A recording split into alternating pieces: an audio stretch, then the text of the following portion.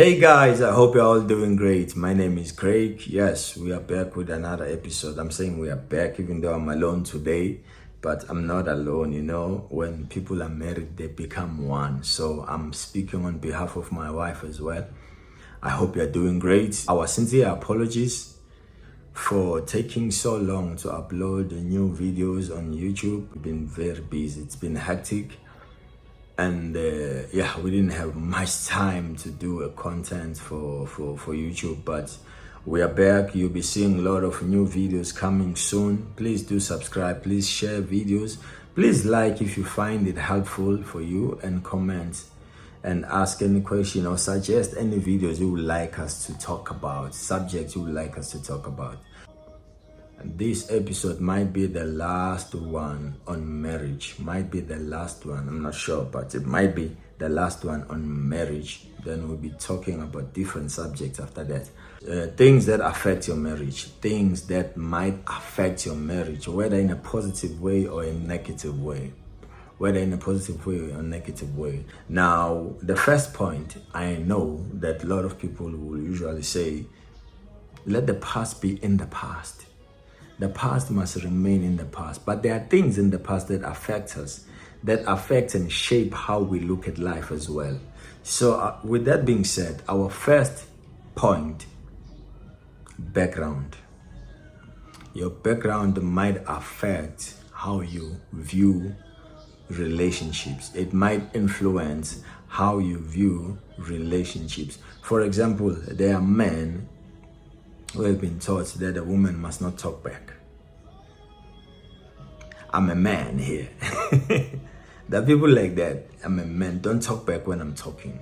You must keep quiet and listen. They saw that in their background. That's how it was indoctrinated in their minds, in their hearts. That a man is the one who talks, a woman just listen. Now it affects you in the way you look at relationships. It does affect you, because now when your wife suggests, your wife must have a voice. Your wife must be able to say the things she thinks or she desires to do. And in a conflict, your wife must also have a point to say, no, I see what you're saying, but I don't see it that way. I'm seeing it this way. Does that mean she's rude or she mustn't speak? No, your wife must have a voice in marriage. So you see, those biased things that we were taught in our traditions that affect now how we look at relationships. You see, a lot of men, they see women as people who are supposed to be subject to them instead of being people who are supposed to be their equal partner. Understand that? So it might be the background also. Your background plays a vital role in your marriage. Another part of background that might influence how you look at marriage, it might be the type of home you grew up in, and the type of values that were instilled in your heart, in your mind. If, for example, if I grew up in a home where drinking alcohol, it's a normal thing, even the kids, they drink any weekend, anytime. Now I get married to someone who's responsible. I'm not saying people who drink, they are not responsible, hear me right. Now I get married to someone who doesn't drink, who doesn't smoke. At 7, they're at home. They must be taking care of things at home. Now, I'm that person who grew up from a family where in this home we drink, all of us, kids, parents, everyone. We just do whatever we want anytime. We are not accountable for anything. I can come back at 10. I can come back at 11. I don't have to report where I am. That's how I grew up. That's the home I grew up in. Now I get married to someone where I have to account to. You see how that background affects me now. Unless, of course, God touch me and I become born again. God touch me and change my perspective about things that I used to see growing up. Because there are things that you see that influence you, whether in a positive way or in a negative way. You can see bad things while you're growing up, horrible things, and decide that I don't want to be like. You learn something from it, but you don't learn to do what they're doing. You learn to do different from them. There are people like that who grew up in a dysfunctional home, dysfunctional environment, but they say, I don't want to be like this. I want to grow and not be like this. And in that sense, it's God who's giving you that heart to say, no, I want to be positive. I want to be different. I want to be good. I want to have values. I don't want to be like this. Understand? So it's different in that perspective. But if you are a person who see the negative and it's indoctrinated in your heart, and you embrace it, you grow up like that to say, okay, in this home we fight. I've seen my mother and my father, they're fighting. They even take out the knives and this is a very abusive home. This is what we do at home. And then I embrace that, I grow up with that. I'll be an abusive husband. The background plays a vital role in our lives. Yes, it's in the past. But how did that past affect you? Did you carry it with you in the future? Because if you did, you'll do the same thing you used to see at home. But if it was a positive home, a home where there are values, where a father is there, a mother is there, you've never had them arguing in front of you. They call each other names and whatever in front of you. There are children like that who say, I never seen my parents arguing. Not that your parents never disagreed. They had a way of dealing with issues, So when you grew up in an environment like that, there's a high possibility that even in your own personal life, beside the relationship, you'll succeed. Why? It was laid before you in a proper way. A foundation was laid. So a background plays a very vital role in our lives. There are people who grew up in negative environments and dysfunctional homes who turn out to be good people. I'm not biased on that. But the background does really play a vital role in our lives. Our second point, environmental influence. Environmental influence. It does affect you. It does. The background, then the environmental influence. Environmental influence can be friends, can be the community around you. You live in a promiscuous environment where the culture of being promiscuous is very popular. Just sleeping around, just doing this, just doing that. We do anything, anyhow in this community. That can affect how you view your marriage. A study shows that people who live a very promiscuous life before they get married, it affects their marriage so much in a negative way.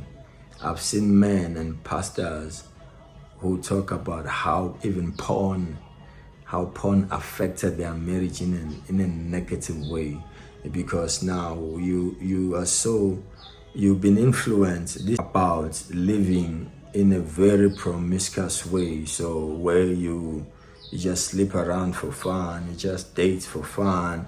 There is no purpose of why you're in a relationship. We just do it because we can. We just sleep around because we can. Those things affect how you deal with sexual issues even in your marriage.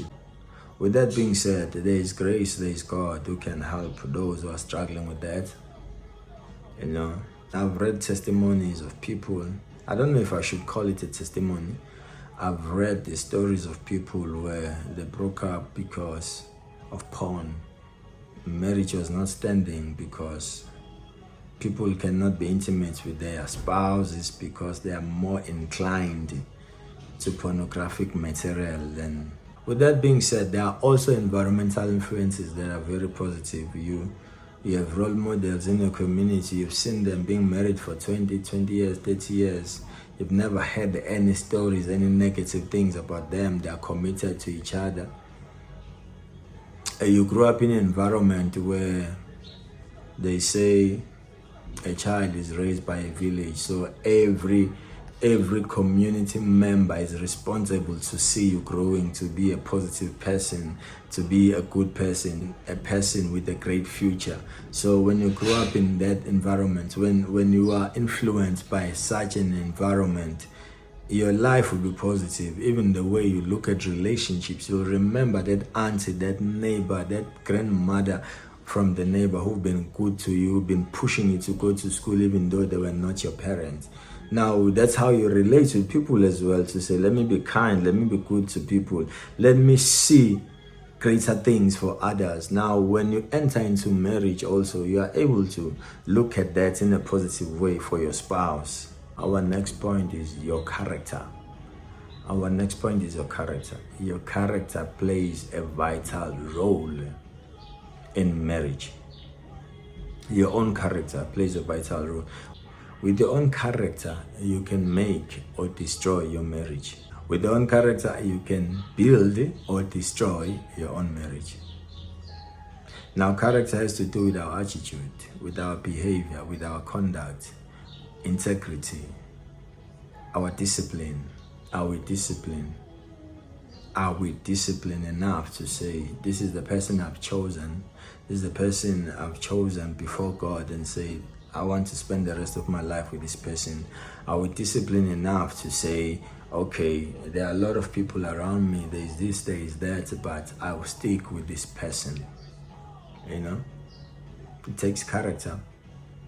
It takes character to be faithful. It takes character to be able to deal with conflict without offending or destroying somebody's confidence. It takes character to deal with issues without pressing down or destroying another person with words. It takes character to keep quiet when you have to, when there are conflict. It takes character. In marriage, you need that character. You need it. Because once you release words to your spouse out of anger, you will not take them back. Words are powerful. Whether they come in a negative form or in a positive form, they are powerful. There are things we still think about that were said when we were kids. Say, you are ugly, you are this, you are that, you are big nose, you are short, you are tall, you have a big head. Those are things that were said when we were kids, but you still remember them. To say, you are this and that, we still remember that. Why? Words are powerful. That is why I'm saying we need to have a character where we know when to speak, we know what to say, because your character plays a vital role. I truly believe that 60% of marriage, it's your character. 40% it's other things. I truly believe that 60% of your marriage, it depends on your character. Our next point, ability to set boundaries. One of the things that affects a marriage, are you able to set boundaries? Now, what do I mean by that? Are you able to set boundaries around your family? Because you have to protect your spouse from your family, from harm, from external influences. You need to be able to set boundaries. Do not let your wife or your husband feel insecure around you.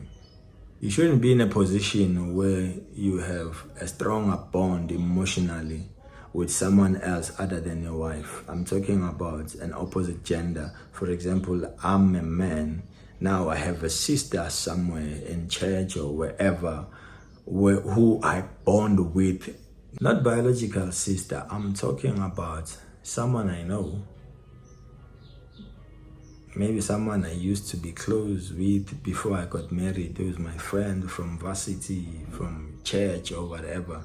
I shouldn't be in a position where I have a stronger emotional bond with someone else other than my wife, because that will create conflict in your marriage.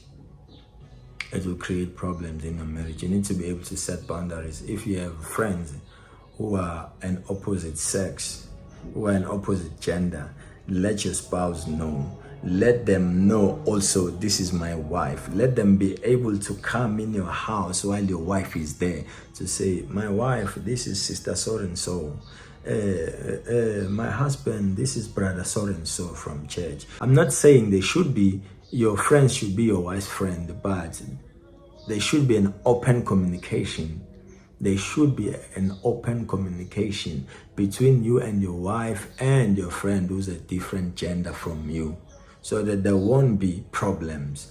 Now, also set boundaries around your family, your relatives. Your relatives, your family, they don't have a right to know everything in your marriage. They don't.